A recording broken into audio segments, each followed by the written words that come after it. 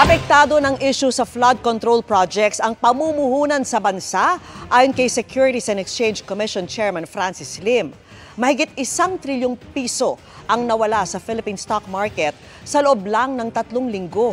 Sabi ng ilang grupo, dapat may mga gawing hakbang kontra katiwalian, bagay na dati ng sinabi na palasyo na tinutugunan na. Nakatutok si Maki Pulido.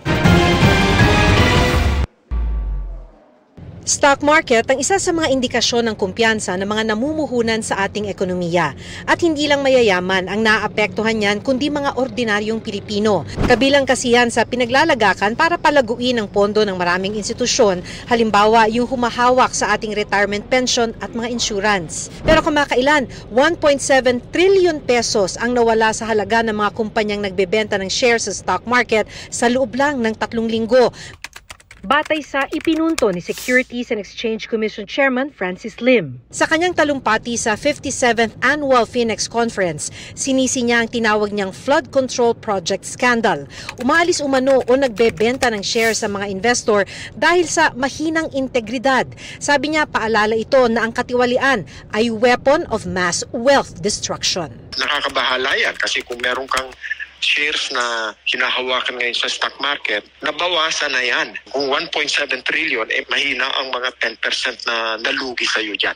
Sabi ng ekonomistang si Professor Emmanuel Leco, hindi talaga papatol ang mga investor sa imbitasyon ng Pilipinas na namumuhunan dito kung talamak ang korupsyon. Hindi naman ilalagay ng mga investor yung kanilang pondo doon sa isang bansa na hindi nila masiguro kung tama ba ang patutunguhan. Nangangamba sila na ang kanilang puhunan ay hindi mapapangalagaan sa loob ng Pilipinas. Kung tutuusin, matagal ng problema ang katiwalian sa bansa, gaya ng ipinunto sa isang ulat ng US State Department.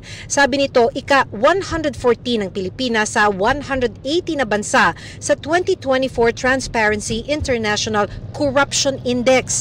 Pero pwede namang makabawi. Tulad nitong Pebrero nang matanggal ang Pilipinas sa gray list ng Financial Action Task Force dahil sa mga hakbang laban sa money laundering at financing ng terorismo. Mga tamang hakbang ang dapat ipakita ng gobyerno ayon sa Federation of Philippine Industries sa gitna ng epekto ng issue sa flood control.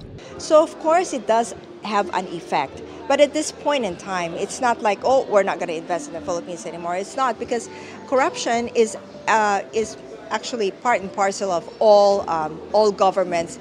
But one thing that we want to emphasize is that the government is doing something about it. Sabi ng Makati Business Club, dapat manindigan ang mga leader ng bansa sa budget na nagbibigay ng prioridad sa mga pangangailangan at sa mga programang sumusunod sa mga patakaran. Nananawagan silang bumuo ng grupo ng mga eksperto na magsasaayo sa sistema ng pagpopondo sa mga proyekto, kabilang ang transparency, patas na bidding na namomonitor ng taong bayan. Para sa GMA Integrated News, Maki Pulido, nakatutok 24 oras.